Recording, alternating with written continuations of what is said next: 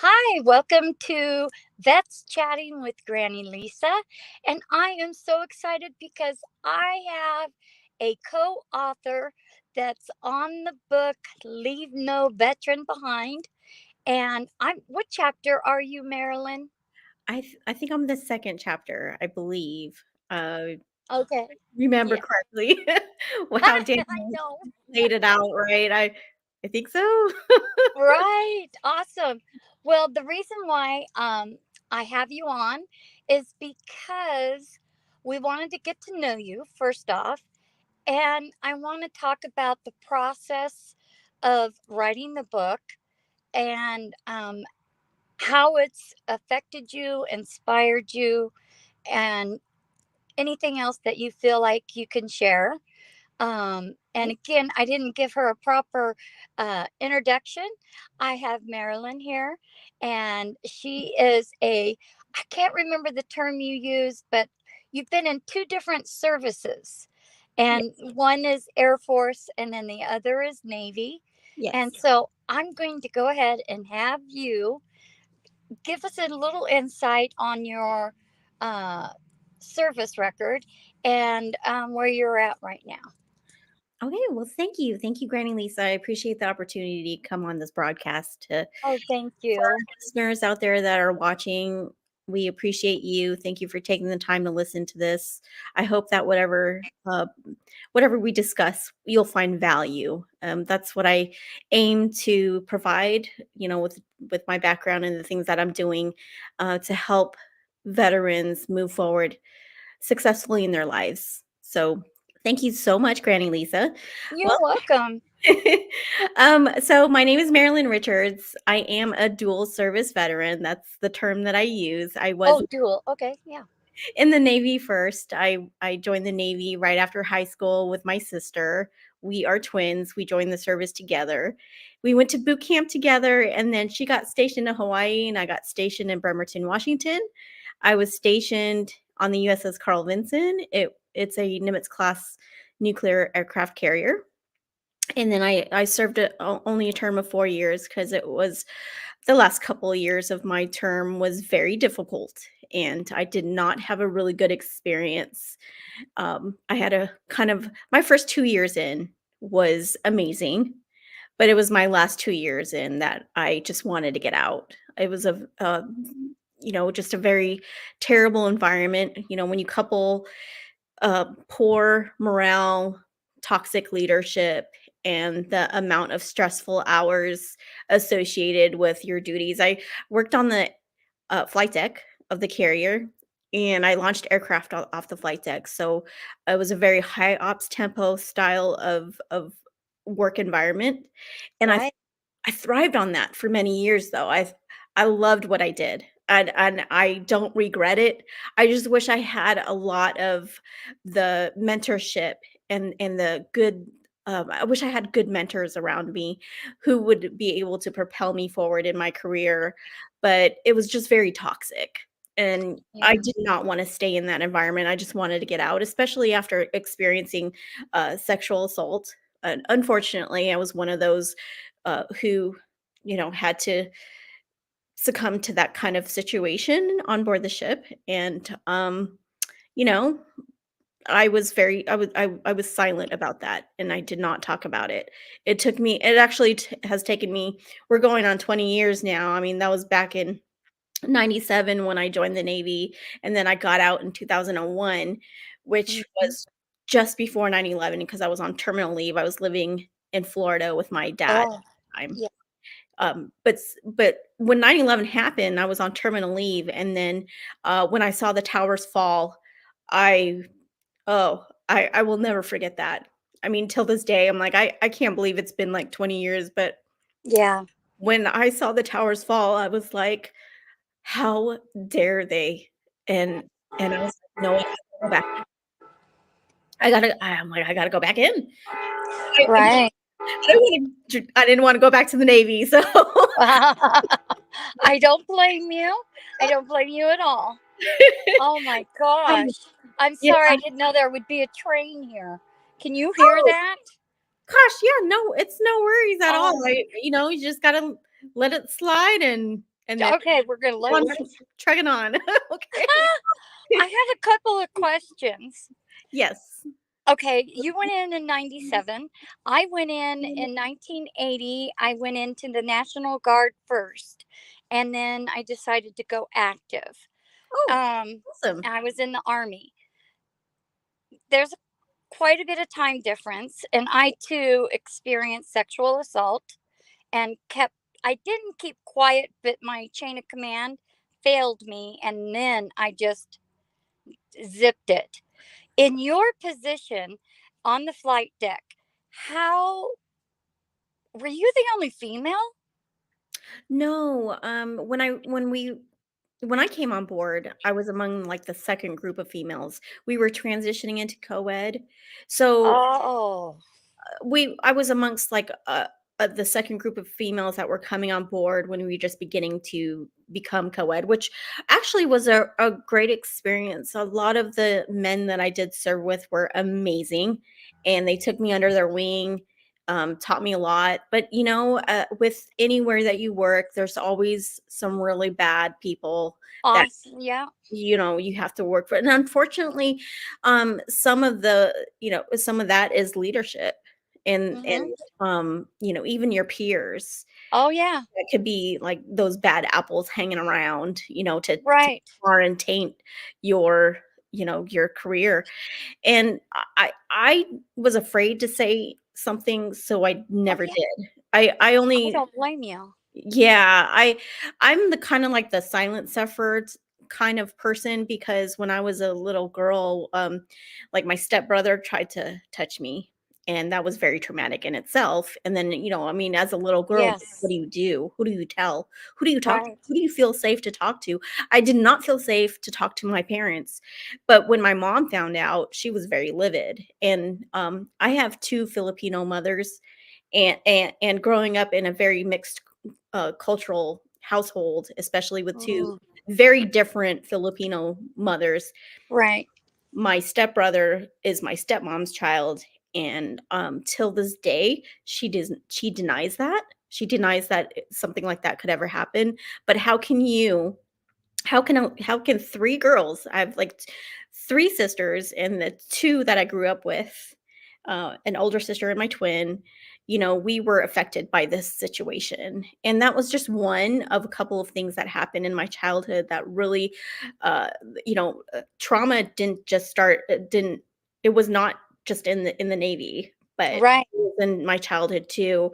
And I was the silent sufferer type. You just pretend like you're okay even if you're not, because Okay. some of the things that I grew up, with the type of belief systems that you grow Oh, up yeah. with.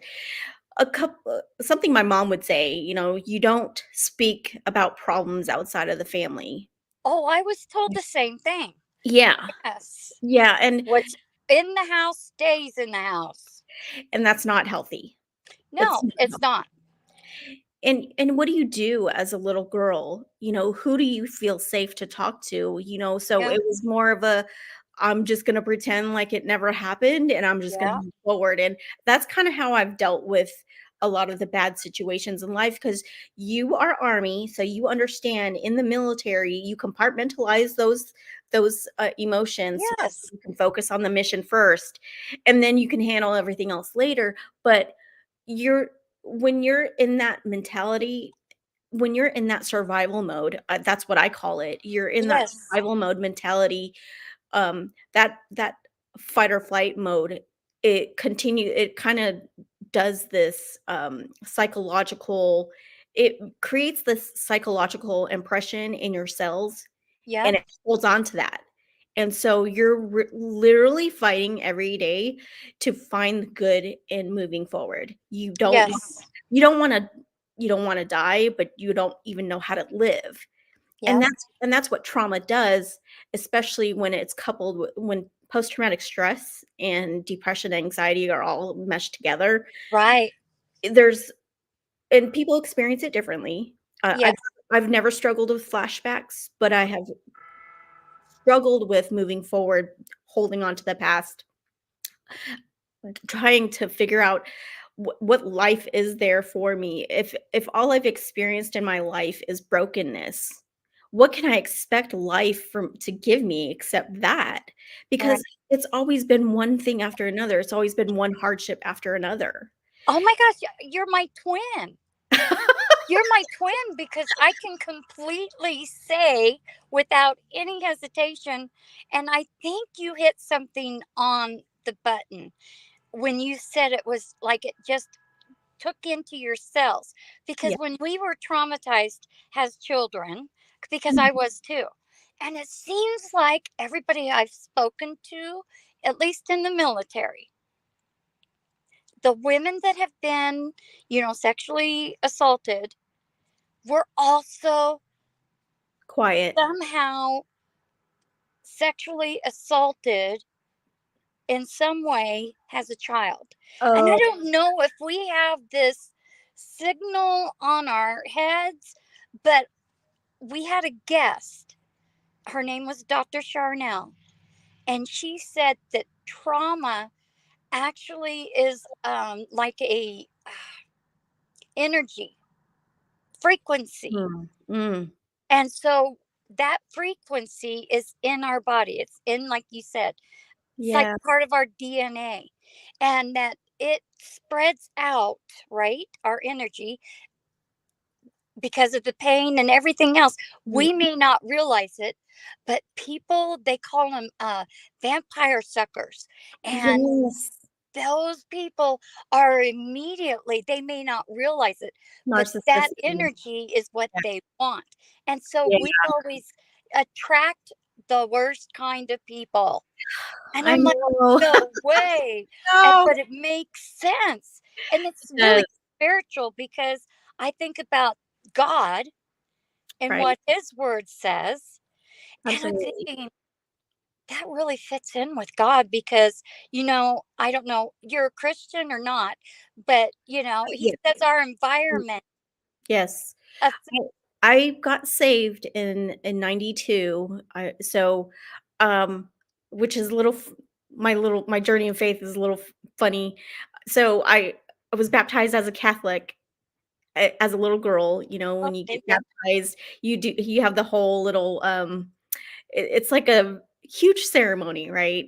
Yeah. And I remember my sister and I, we were had to get dressed, and we were in these sparkly little pink dresses with tutus, and you know, Aw.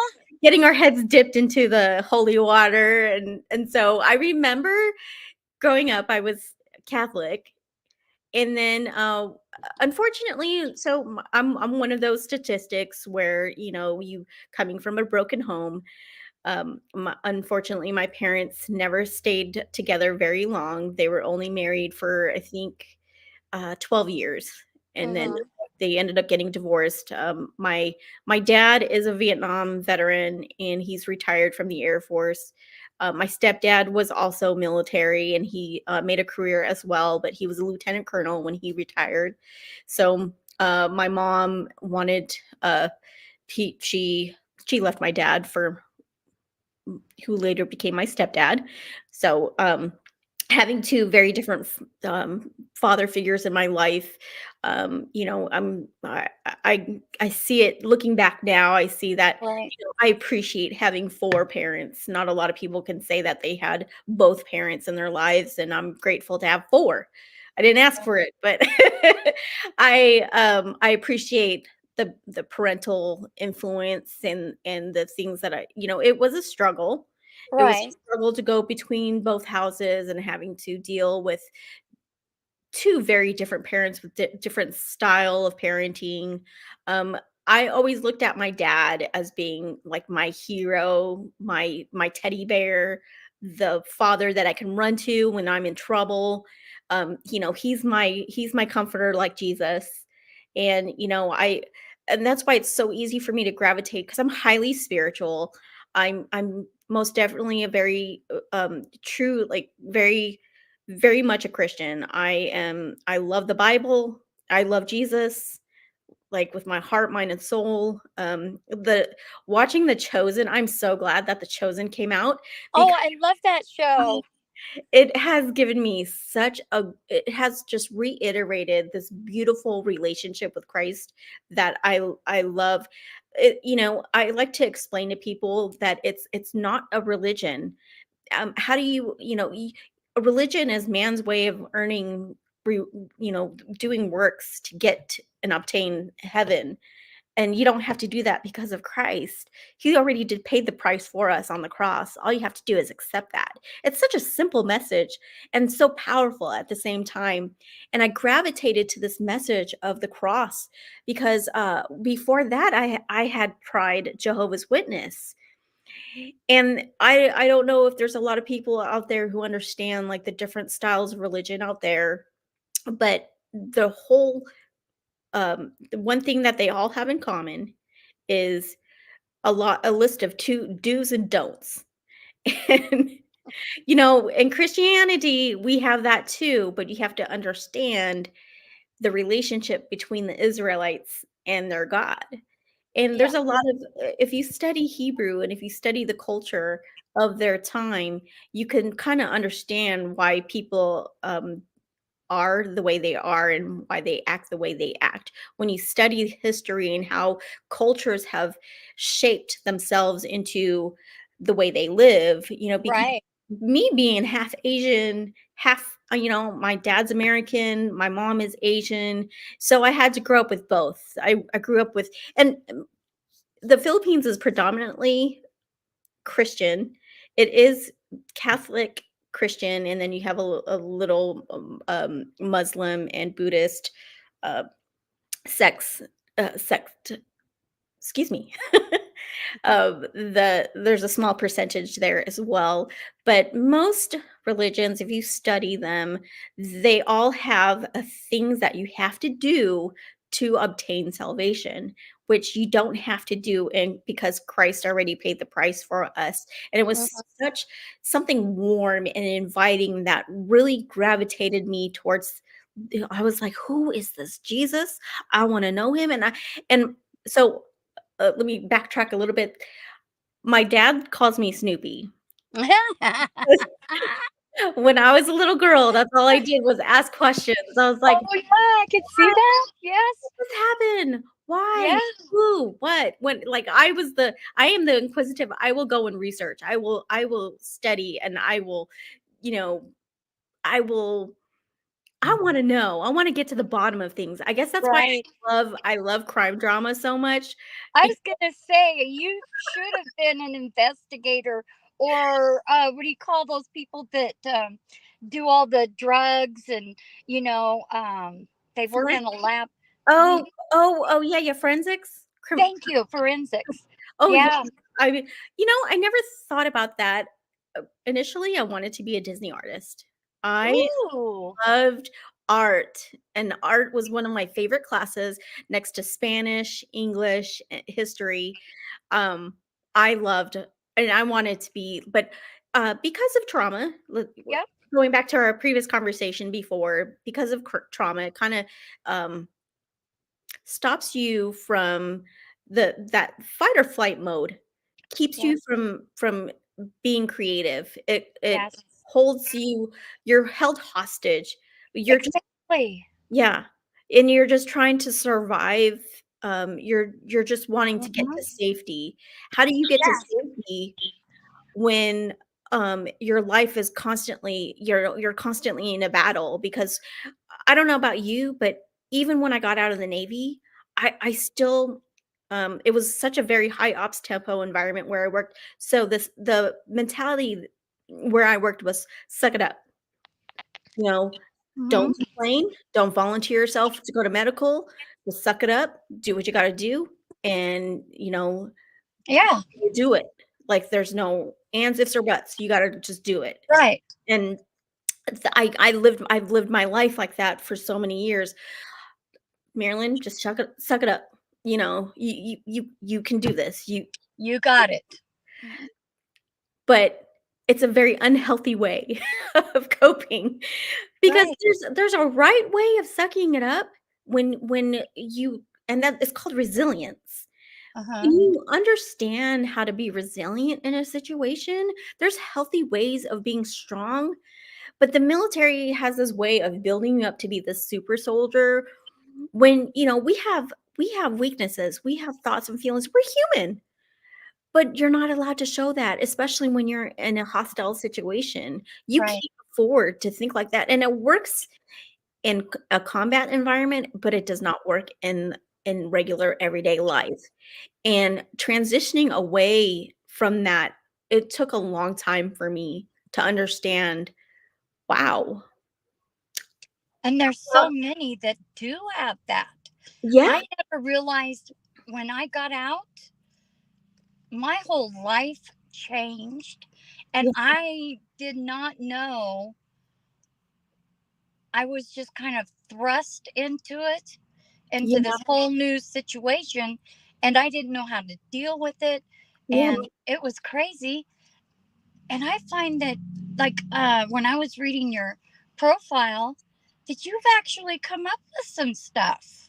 Yes, and that transitions us into going moving into what, you had said in the beginning about, about the book and about the things that, I have to apply to help others, because this is what I do now. Um, my whole focus and my whole goal is to help veterans transition successfully after their service, because I did not, and I Right. transitioned twice. I got out. I didn't stay very long in the Air Force because I just couldn't adjust very well. I was a sailor first, and with a very hardcore mentality, and the Air Force is not, is complete opposite. That and you know how we always make fun of each other and we call the Air Force the chair force for a reason. And, I make fun all the time. I love my experience in the Air Force. I tried to forge a career path. Our producer is military, police, Air Force. I If she comes on, don't be scared. love Halloween. I'm not scared of nothing. There you go. God has not given us a spirit of fear. Just That's remember. right. That's right. Um, Oh yeah, after one thing that I do appreciate about being in the military is, you've seen it all. You've heard and done things that you probably would have never done if you didn't join. Like you Mhm. experience a whole lifetime in a matter of like a few years. And I've carried this mentality with me since, it's like, man, we did that. We can do anything. Yeah. And that's the message that, yes, even though we're not in anymore, even though you put that uniform away, sometimes it's hard to let go of that period of our lives. It it doesn't make us any less of who we are, but Yeah. you're in a different phase of life now, and Right. it's time to move forward. And it is possible to move forward and really live your best life. There is a program that I highly encourage for veterans that are struggling with post-traumatic stress. It's called Warrior Path, and there's 7 locations across the United States. I went to the location that was in Washington State. Hmm. It is 7 very intense days where you literally learn, wellness practices that you can integrate into your life to help you to kinda, um, keep you grounded. What kind of wellness exercises? I've There never heard that term before. there's so much in that program. It's really hard to just really talk about it because you have to be there to experience it. It's Uh a huh. lifestyle change. You Oh, okay. on site for 7 days to learn some best practices that literally they're life applications. Oh, You know how, when you have an anxiety attack, for right.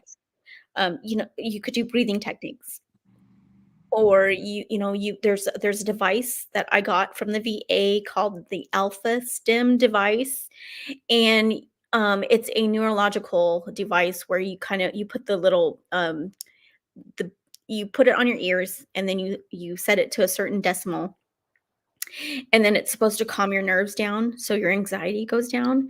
I And think I've heard of that before. it's a it really, really helped me because in 2020, when I was severely triggered, I had an incident severely trigger me, and my body went into this hypervigilant state where I didn't eat, sleep, or I just couldn't eat or sleep for 3 days, and it was a hellhole because I was my body was so, um, high, so intense that it just would I tried everything. I tried listening to worship music and praying, and I even had, like, people pray with me to help calm my body down, and, it was such a horrible time period. But I ended up going to the VA, and I know that there's some veterans out there that really struggle with going to and being in the VA system, and a lot has changed since. I mean, there's been a lot of improvements that have been made. There's a lot of care and consideration. Today, there's still a lot more improvements that the VA needs to make, but they've come Uh-huh. a long way, and I've had some of the best care at my Now, you were in Washington when you got that?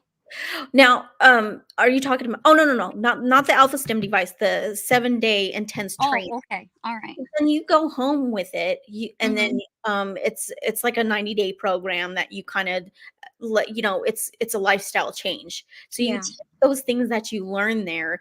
One of the things that I did learn was, it's a very because you learn practices that you can help apply when you say to like, if you struggle with anxiety, which I Yes. know a lot of people do, every once in a while, I'll start, uh, I could feel my body getting into that space where it's gonna, my anxiety is gonna spike, and Yeah. so I have what I call tools in my toolbox. So I not Oh, only yeah. I and then I talk about this in my book. Oh, In oh, our we got a in our secret. book, We got a secret. I Woohoo!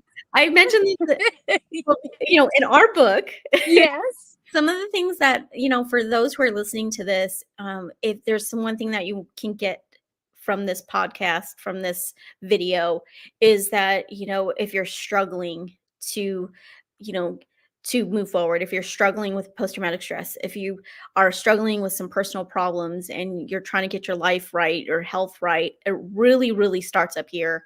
Because if you can get your mind right, if you can focus, there's something that as Christians, there's a scripture that says, if you keep your mind on Christ, he will keep you in perfect peace. And because there's a lot of things going on in this world. There's a lot of things happening in our lives. There's just so many challenges, so many things Yeah. I'm facing every day. I mean, this past week I've struggled. This past week I've had two personal family issues happening that I have no control Oh, over. I know that Control over. control thing is so bad to deal with. And for us who are trauma survivors, we wanna be in control of everything, and, Mhm. that's not the case, though. There's some things Right. you can't have control over, and I recognize that, and talking with another veteran buddy of mine the last day or 2, he shifted me back into focus because I was struggling with some deep sadness, Oh, and I've cried the past couple of days because of some of the things that deeply affect me. Because not only am I a highly sensitive person, but I'm very empathic. And if mhm. someone like me who's very emotional and can feel other people's pain, it hits me deeply when somebody is struggling. So if I'm struggling with my own, it's deep. That Yeah. and when somebody hurts me, the pain is so deep. That trigger that I struggled with in 2020, it took me a whole year to finally be okay. But it was a process that I've had to Yeah. learn, and this is some of the things that I talk about in the book. Um, Wow. we're being able to find things that will help ground you, and Mhm. I was learning that. Um, I relocated out of California to the Midwest, and it was such a great lifestyle change for me. I had a very hard time adjusting, so it Mhm. it took me a while to adjust, but since moving here, I've been much more at peace, and I'm learning things that help keep me grounded, like baking, sewing, Really? Yes, and You're a baker? y well, I aspire to be a baker. Oh, wow. What is your favorite, before we get past it, what is your favorite thing to bake? Oh, man. I Okay, you can say 2. okay. I love Yeah. I love cakes and cookies because I just love that the fluff of, just having those baked goods, the Yeah. smell. Like, pies are great because I love pie, especially Mhm. love cherry pie, but I love, like there's something about cakes and cookies that I just love that Mhm. when you get those ingredients together and you're like in the kitchen's messy and you got dough and powder and sugar and everything all over the place. Great. It's just great. I love it. I love the way the kitchen smells. Oh. It's just amazing. And because I love pie, Mhm. but I really love baking cakes and cookies. Now, the cookies, what is the best ones? Oh, it's so hard to say. I just tried this recipe a couple weeks ago. I made butter cookies using so I work for the USDA. Uh-huh. That's my full-time job, and while I'm building my business on the side, and since having because I transitioned from Department of Defense. I was working for the Air Force, and then I ended up switching industries. Now I work for Mhm. agriculture, and ever since I have such a love and appreciation for agriculture, for our farming communities. It just I love food, so it just being around the Oh, research. yeah. There is a wheat lab in Pullman, Washington, and I was able to grab a sample of their soft wheat, and I baked butter cookies with them, and I was like, "Wow, this stuff is amazing." The amount of research that they're doing is just so amazing. I'm in plant sciences, so, my scientists, they do a lot of research when it comes to corn and soybean. Right. Improving, 'cause the whole goal of USDA is to improve crop quality, improve our food supply, so we can continue to feed people everywhere. And I just love our mission. I love what we do, and the amount of research is just amazing. I had absolutely no idea how much is involved. Just trying to ensure that we have the best food supply. It's just amazing. I'm not even like a science nerd. I mean, I love science, Right. but sometimes it's like over my head. Yeah. I'm not a PhD student, but working at the university has I working around with so many like these PhD students, Right. these young kids who are like surpassing me. I, I stopped at my master's. I was like, I'm not going any further. Oh, gosh.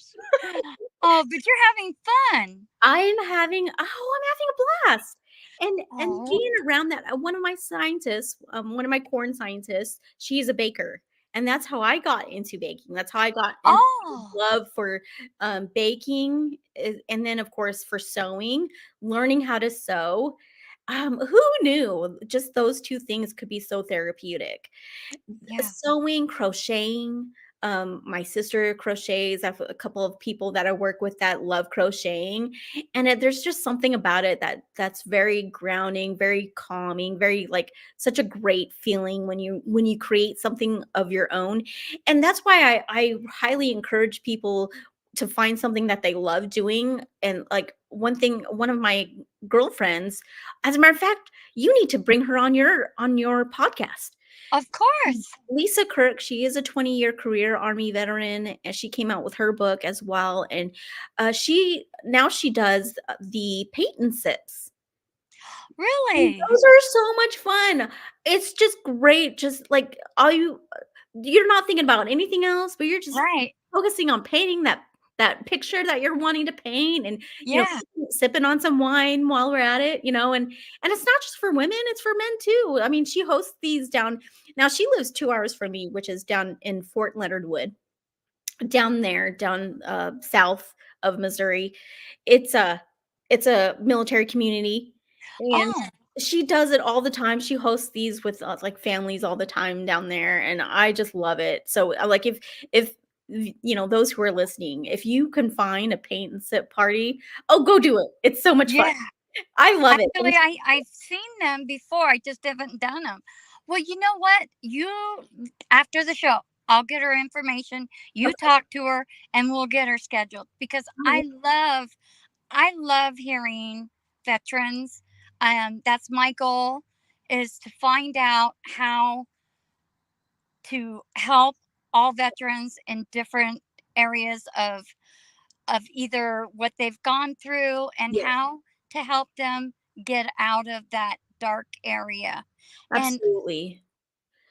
I'm just amazed by just your light as soon as you started talking about what is helping you. I mean, you're just glowing. I mean, you could just feel it. I mean, Well, we're over the phone and I can just feel it. oh gosh, I just get so full of life, and I always say I wouldn't be where I am or who I am without Christ. He's ultimately the source of my strength and my joy. Right, Because the past couple of days have been absolutely very trying.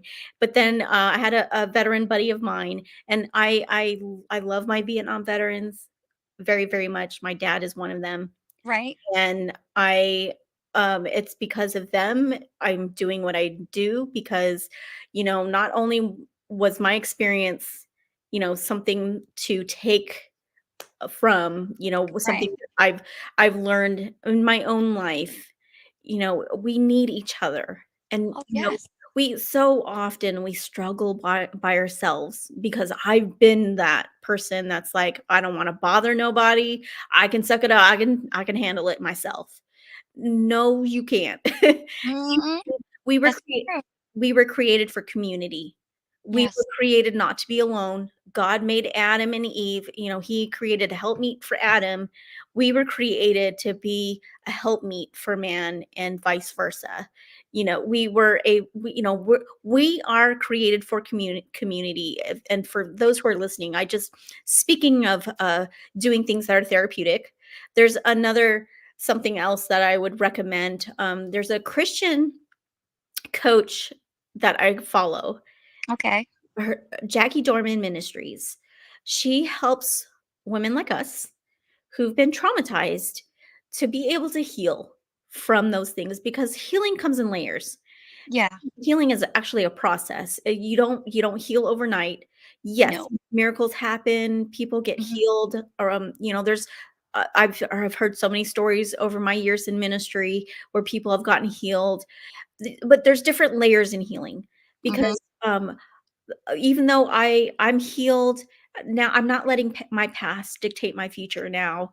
But it's taken a long time to get to this place. It took more than therapy for me to get here. It took a lot of Jesus, and a lot of different methods of Hmm. that I could apply to help me, because we're not just spirit, we're spirit, body, and soul. Soul being the mind, the will, emotions, and intellect. So you have to address all three. You Right. you have to, working out releases those endorphins. I'm not a big fan of working out, but I sure would love to be outside. There's a lot of great places to walk around here, so I love the parks, and Oh, the yeah. places where I can go to kind of release some of the stress of the day. We're Yeah. not gonna get away from stress, because life today is pretty busy, It's and all busy. yeah, and but you can do things to help minimize the negative side effects of stress and post traumatic stress. There's something that my therapist told me. This was like a few years ago when I was going through my cognitive processing therapy, which is one of the common therapeutic ways of addressing some of the trauma. Cognitive processing therapy is not for everyone. There's different styles, but I would recommend the listeners out there to really look into the different ways there could, because there's there's another type of tapping. There's Right. there's that one. There's equine therapy, which is horse therapy. The horses have been shown to help someone who's struggling with post traumatic stress, because we did that too at Warrior Path. We went and visited the horses one day, and it was just a very like a great learning experience for me to be around horses. But there's arts therapy. So if you love drawing, painting, creating music, let that be your therapy. If you love creating, do that. There's something that we talked about earlier. When your cells hold on to those memories, you need a way for it to channel out. And often I like to journal. I like to write, and I love writing.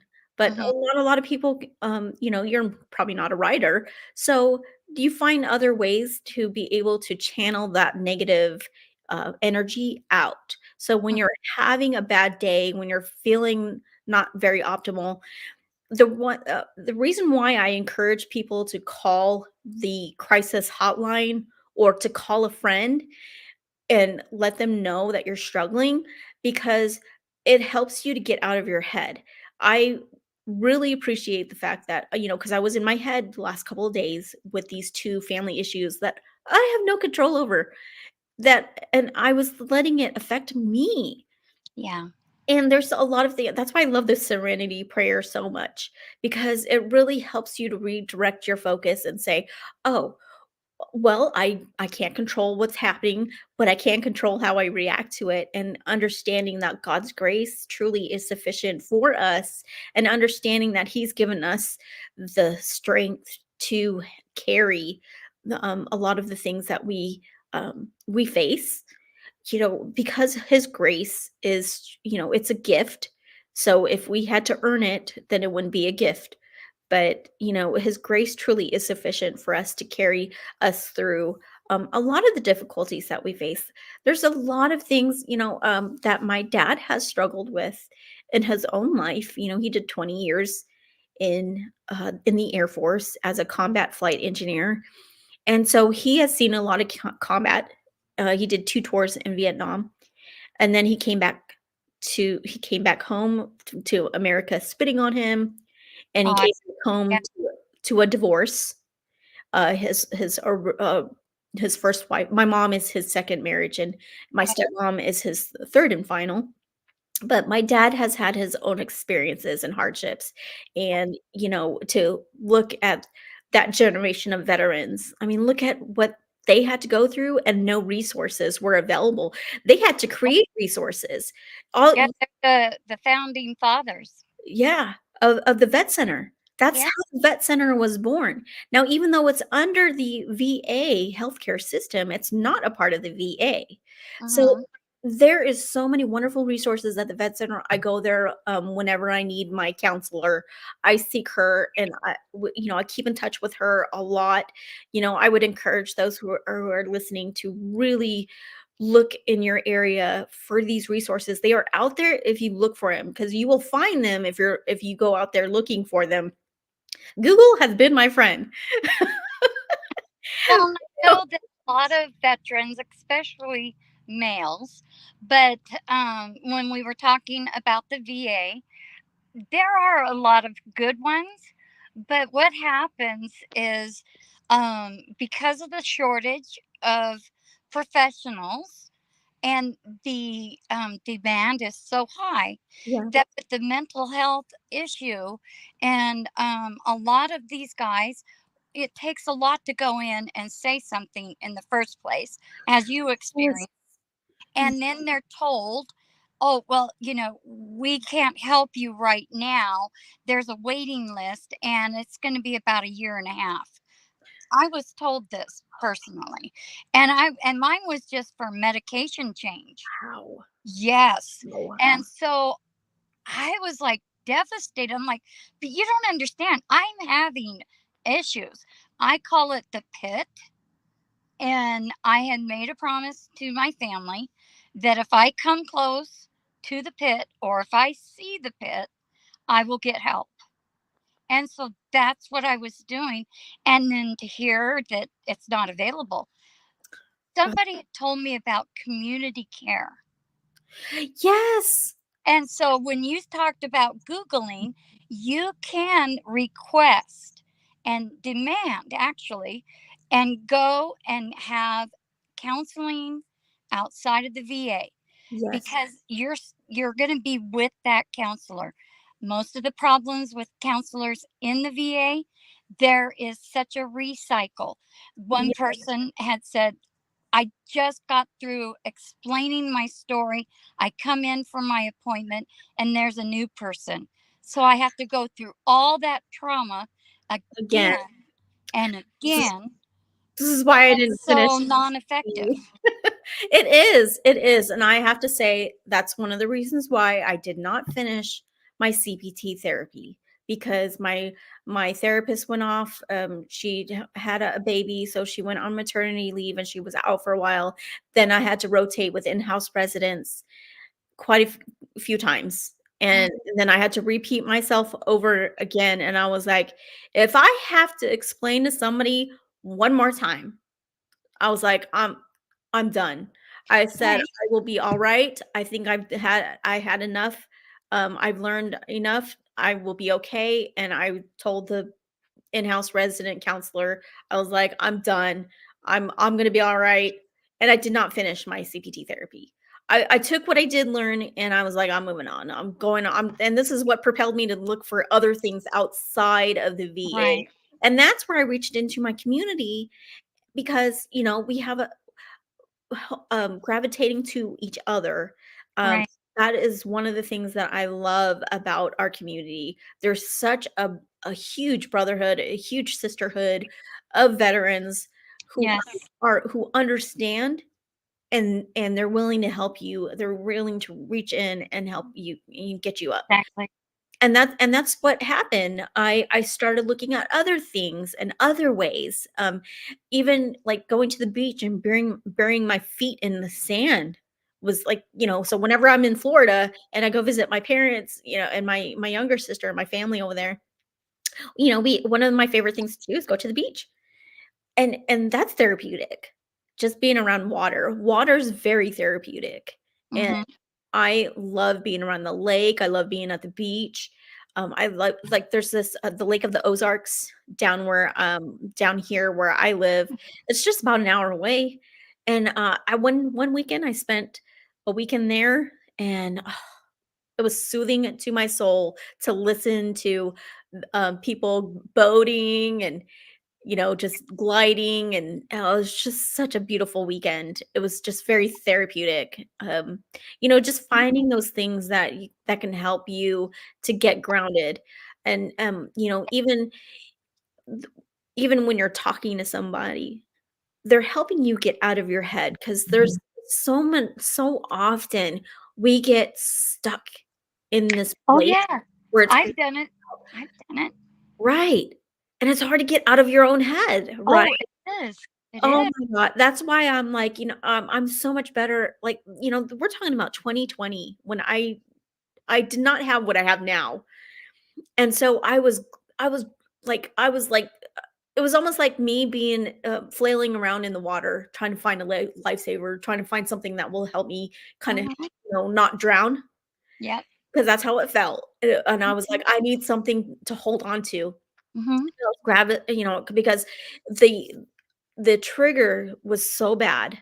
It was like 2 o'clock in the morning when I was like, "I'm scared I'm gonna slip and do something stupid," and so I was like, "You know what? I'm just gonna call the crisis line." I don't even know what I'm to expect. I was just like, "Let me just do it," and then the guy on the other line helped me to he just kinda talked to me, talked me down, kinda helped me to calm down, talked me out of my head.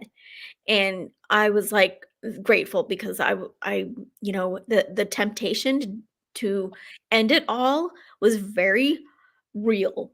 That, Oh, yeah, it when is. It I say is. tempted, oh my god, when I say tempted, it was tempting because it's so easy to take the easy way out. Yeah. But then I got to thinking, I'm like, "Well, then what is my family gonna have to deal with?" Oh, yes, the leftovers. And believe me, one from experiencing it, it is it's a curse, Yeah, and you do not ever, ever want to remember your loved one right. In that manner. in that manner, because it'll never go away. That memory will never go away. Right. When you think about when Christ died on the cross for us, he did it willingly. Yes. And that but he had a purpose behind it. Yes. When you take your life, you're not taking you're not giving a purpose back. You're stealing other people's purposes because Right. you are not allowing them a lifestyle of having a father, a husband or wife, or even your family, brothers and sisters, your parents. Right. You are robbing them of peace. Not that they can't find it, but that's the problem. It's all this leftover stuff that you don't even realize. And when Christ gave his life, he gave his life. He didn't take it in in in a manner that you know what I'm talking about. He laid his life down. You know, For remember the 2 men that were on yeah, each side of him on the cross, you know, yes, well, the other thief on the cross was like, "Why don't you just call the angels from heaven to rescue you?" Or, you know, like, you know, he recognized that he was God and that he could have done that, but yeah, it wasn't the plan. What would the benefit in that? We would still be, eternally damned because of sin. hmm No, yeah, there had to be a sacrifice, and the way the Israelites were doing it, the way that they had to sacrifice an animal, a spotless lamb every year, you know, that gets very tedious, it gets very spotty, and then, you know, to go behind the veil, there's so much ritual and um, so many things behind that process that it's costly, it's timely, it's you know, and you gotta do this every year. There's yeah. There's so much, so much. so Um, much traditions yes, that and and it took away from the purpose, exactly, it takes the away and this is overall meaning. right, and this is why I love the message of the cross, it's so simple. Hmm God made it a way, a very simple way for us to have purpose and to have life. Jeremiah 29:11 is one of my favorite scriptures of all time. Something I held on to even when I didn't understand what it meant.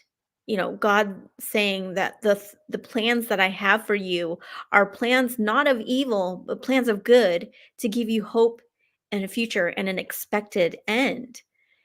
And I would read that verse over and over again, and I'm like, "I really don't understand what this verse means," because every time I turn around, I'm experiencing heartbreak. I'm experiencing disappointment. I turn around and somebody else failed me again. You know, I all I've ever experienced in my life has been nothing but heartache and pain. And, you know, it's like, where's the good in that? Where's the plan of, you know, where's the life in that? And then I came to a place now we're talking uh, I've been on in this healing process for let's see, I filed for my disability in 2014, but it wasn't excuse me, in 2012. I got my disability in 2014. It took 15 months to get my disability rated. Um I had sucked it up for 12 years when like because my so when the trauma happened in the Navy, my mind I blocked it out. It was a way for my body to protect me. So Yep. Hmm a lot of the things I did not remember. It was my best friend that I served with that was like, "You don't remember you called me the next day?" And I was like, "I did." You know, Right. and then so when we were getting ready to file my claim and she was writing her witness statement and I was writing mine, you know, so we were trying to get the paperwork together to file with my claim. That's when like this whole floodgate opened, this whole floodgate of emotions opened up and I was like, "What do I do?" I was so overwhelmed with all these Right. It's that's emotions. what happens though. With Right. with women, they internalize And then usually around 35 is when the body says no more, or Right. something triggers, and Yep. then it's there and you're like, "Oh my gosh." And then you're like, "How could I even not remember this? What is wrong with me that I couldn't remember this?" And then you have a whole nother cycle. Right. But like I said, it's a process. So you do Exactly. these things that will help you to process all that. And, each day you get better. Each day you Yes. get a little bit better when you're moving. And this is why I like when I say I like to help veterans move forward to Yes. the next chapter of their life, because that's every step forward that you take is it's something that's productive, right? And Right.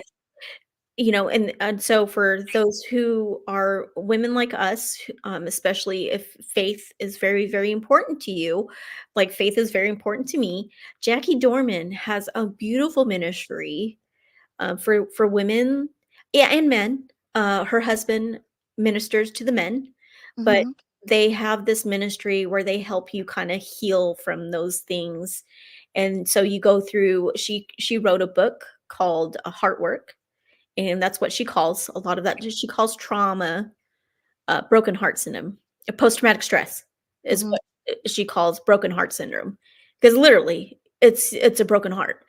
Yeah. And people who allow that to there's a key word here, purpose. When people lose their purpose, they lose their life. So, You nailed it. Mhm. because I say this in my book, our book, Secret, our secret, you're out. Oh my gosh. we were created for purpose. Yes. And whatever that purpose is, it's the passion that you have that drives Mhm. you, that makes you want to wake up every day and do it. That's that's what I call purpose. Whatever you drive you have, whatever passion, whatever talent, whatever thing that you were gifted in to do, go do that. Mhm. Go find some purpose and go live your life. There's something that one of the directors of the program of Warrior Path had said when we were ending. He said, and I'll never forget because I have this quote on my Facebook page: "Don't let your service in the military be the last great thing that you do." And when he said that, I was like, damn, you know, I've been stuck frozen in time for all these years. Yeah. And I'm like, it's about time I move forward. Mhm. I'm Mhm. not looking back anymore. If I look back, it's like Sodom and Gomorrah. It's like Lot's wife turning back and then getting turned into a pillar of salt. I don't want that to happen to me. I want Yes, but that's what happens to us. well, yeah, we turn back and then we have the all this sorrow and regret, and I'm like, no, look how far you've come. You're here for a purpose. The reason why you're still breathing is because you still have purpose and life left in you. So Yeah. go do that. If you were meant to sing on American Idol, go and pursue your dream.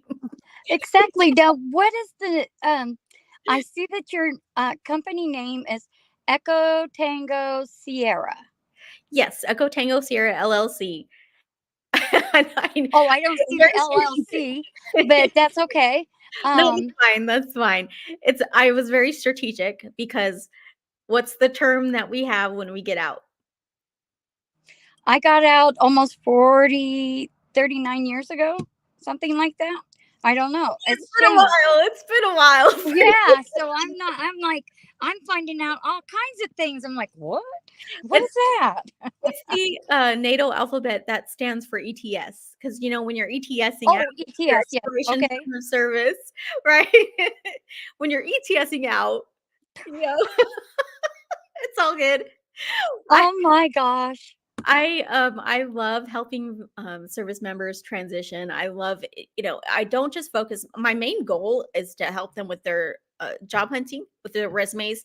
Because when I took TAPS class, I don't know about everybody else, but it was such an information overload. I was like, I don't know what to do with all this information. And so my first resume was terrible. My first resume, I had the background of like, how in the Matrix, the computer, the Yes. binary ones and zeros, like that was my resume background. And I had all this military Navy jargon on there, and then I look back on it, I'm like, "Oh my god." And then this was back then when Yahoo had like a job board, and that's where I put my resume on there. It was I, so terrible. I would have looked at that and I would have said, "Oh, that's cool," because it would have been something new to me. It's cool, yeah, but it wouldn't get me a job. That's what I wanted. So that's what I do. Ah, I help yeah. veterans with their, getting a resume down and then being able Hmm. to translate those terms because you know how we are with our acronyms and Oh, our yes. you know, head, latrine, deck, like Right. just all these terms that regular civilians don't understand. I have to now go and look for mine. I wonder what mine looks like. Oh Oh, my gosh, because it was 84. oh wow, yeah, that was a long time ago, and Yeah. a lot has changed since then. Yeah. And I that's one thing that I like helping you shine on paper. It's really hard to write about yourself. It's really hard to talk about yourself. Yes. So that's what I help you do. I help you kind of get the ball rolling on how you can present yourself because what has the best information? Your military transcripts, your military training documents, your evaluations, your performance reports. Those have such great there's some great things highlighted in there in your performance. Like you can extract all that information from your records and then create a resume out of that, I using never had a performance record. your evals, no?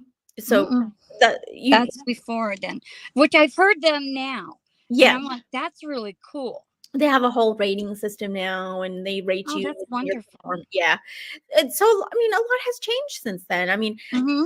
you were part of that older generation. You kinda had to forge a path on your own without much Hmm. assistance and help. Because No. Mm-mm. dad talked about my dad, when he got out, how he was able to get a job. You talked to the person before you that got out, and then that's how you got hired. Because my dad, when he did his 20 years, he really didn't know where he was going to work, but he ended up getting a job at Anheuser-Busch, known as Budweiser, but back then Hmm. it was Anheuser-Busch.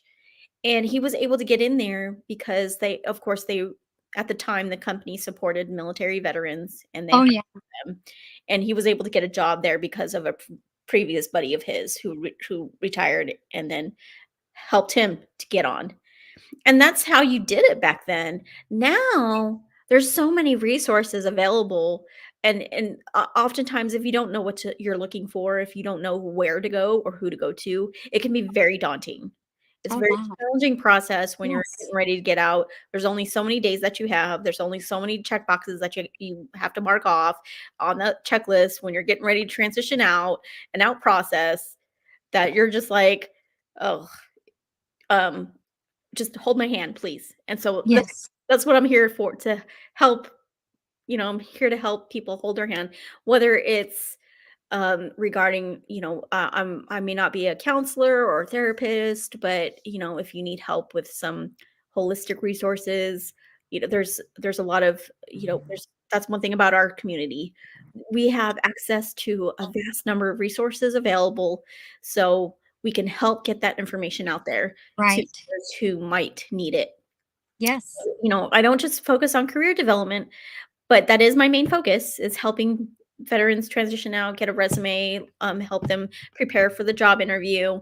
And then, if they want to go federal, I'm a federal employee, so I help them get into the system because it can be a little daunting, the process. Nothing in the federal government is easy. They I help, can believe that because it still isn't even from the outside. but hey, if you want to continue your service and if you want stability, if you want benefits, if you have a family and you want to be able to take care of your family and have Mhm. retirement, I help I like to help veterans get in the federal system because you can buy back Right. your time. You can, well, if you're retired, you can't buy back your time. But if you served a number of years, you can buy back your time. And then, that will count towards federal service. And, so there's a lot of benefits out there that veterans probably, may not know.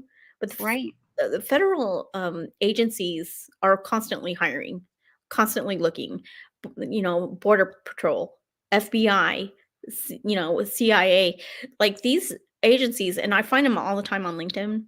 And a lot of veterans out there who are transitioning out, from IT, looking for another IT position.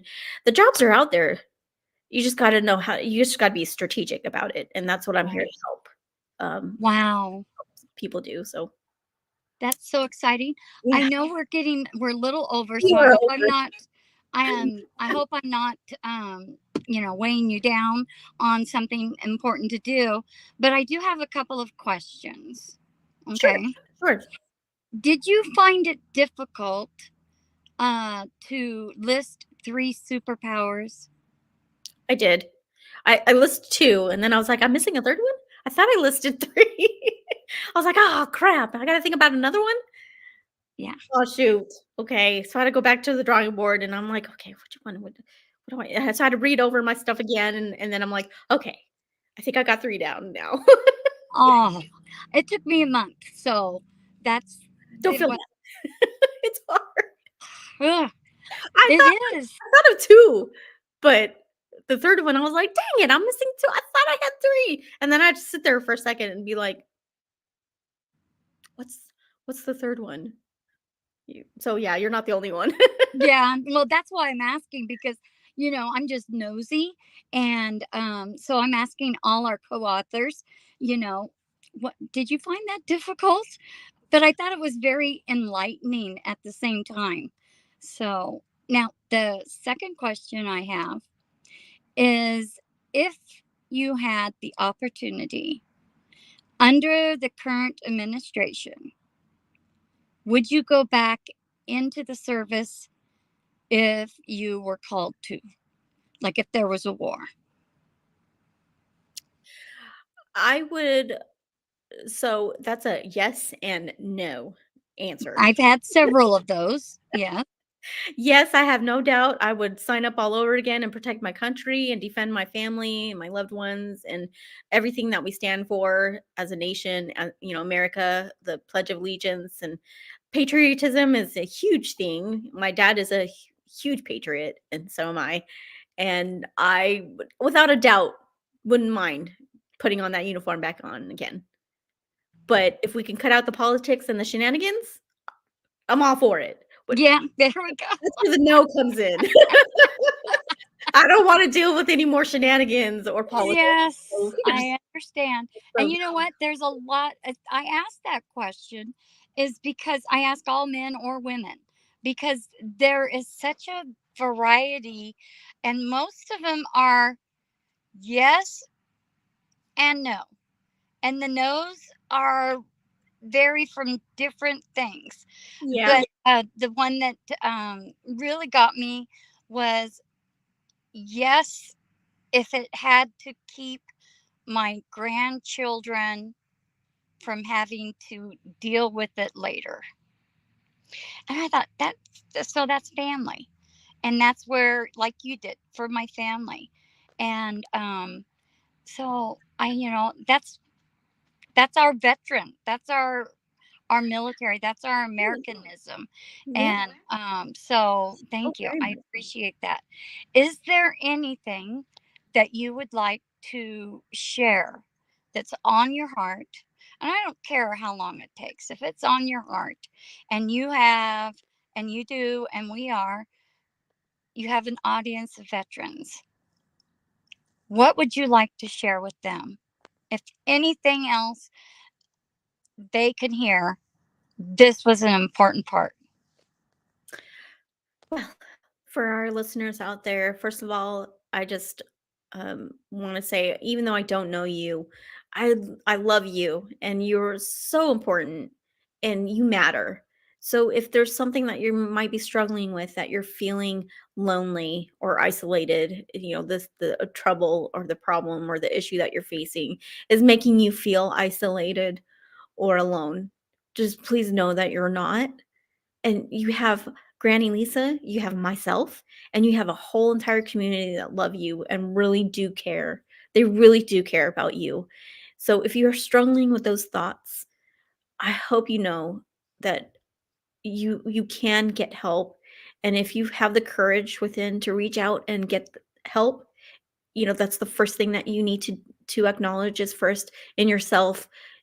I need help, and it's not a sign of weakness, it's actually a sign of strength, because there's oftentimes in the military when we're shaped to being so strong, and you don't want to feel like you're weak. You feel like you have to hold it all together, and it doesn't work like that. Life doesn't work like that. No. Like, you cannot hold it all together. Life is going to happen. Life is going to throw some ugly ass shit balls, and you know what? We've been trained to handle it, and yet sometimes our strengths can turn into weaknesses. And then we end up struggling with what used to be a post traumatic, what used to be a strength becomes this post traumatic weakness.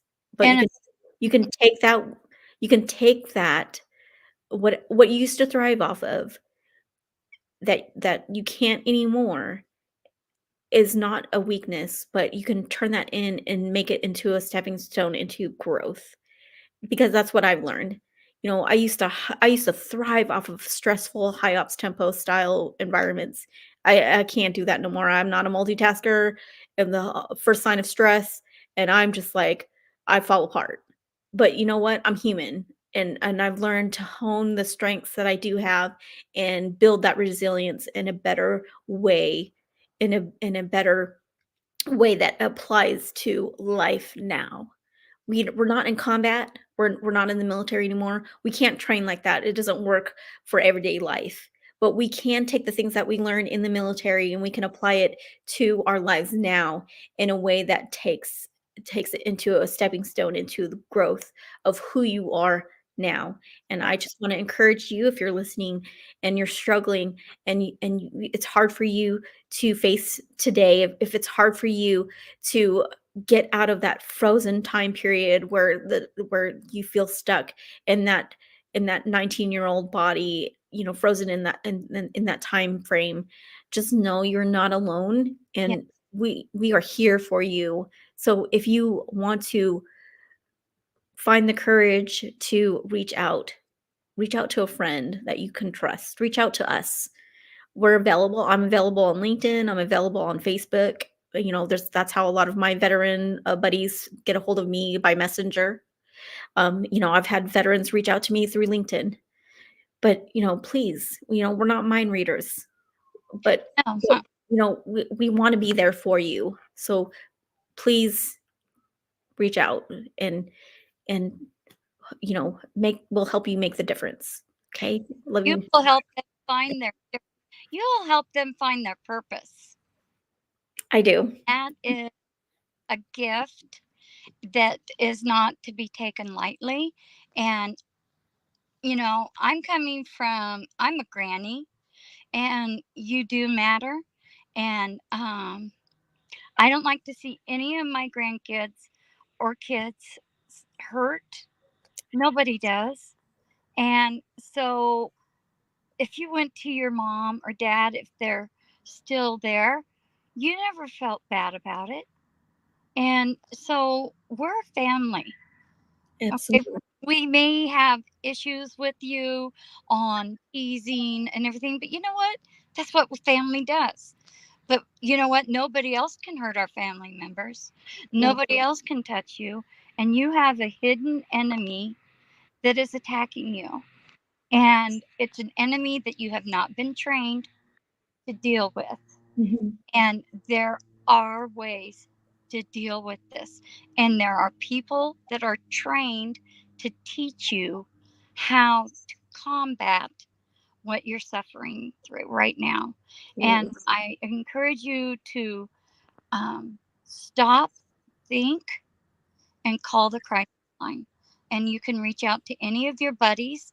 You can reach out to strangers. You can go into any hospitals. You can go anywhere and just talk. Just talk. I don't encourage going to bars because that encourages Right. drinking, and drinking can be taken out of control. And Yes. so, that's not good. But you can go anywhere and anybody's gonna stop it. Safely.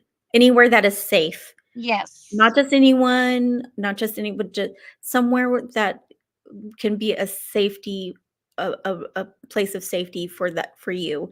If that's your best friend, if that's your mother, if your mother would be someone that your Granny Lisa. She's a Uh, that's what I'm all about, baby. yeah, someone that you would feel safe to, unfold. Right. And Not just anywhere, but anywhere that you might want to that you could feel safe to, that's you the important thing. Yes, that's true. Thank you. And of course, our whole thing, I think we got a good couple of secrets out of you about what we're out, and I appreciate that. And I thank you for being a co-author. I'm glad I got to put a face to you. And please, please, please, she has her own link, and you have that where on Facebook, LinkedIn, anywhere else? For now, I usually just go back and forth between LinkedIn and Facebook because that's where, like, a lot of our military community kinda, gathers. Alrighty, great. Well, she has her own personal link so that she gets the credit, and that Thanks. is Leave No Veterans Behind.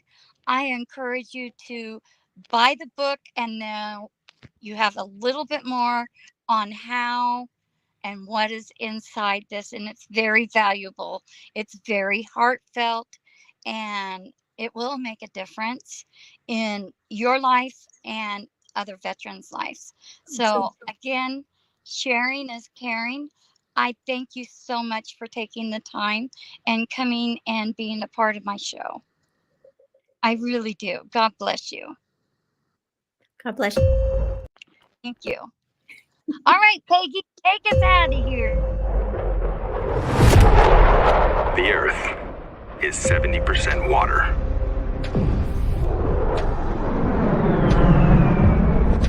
And 30% land.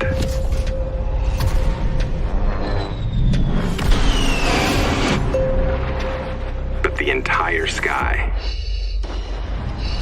belongs to us.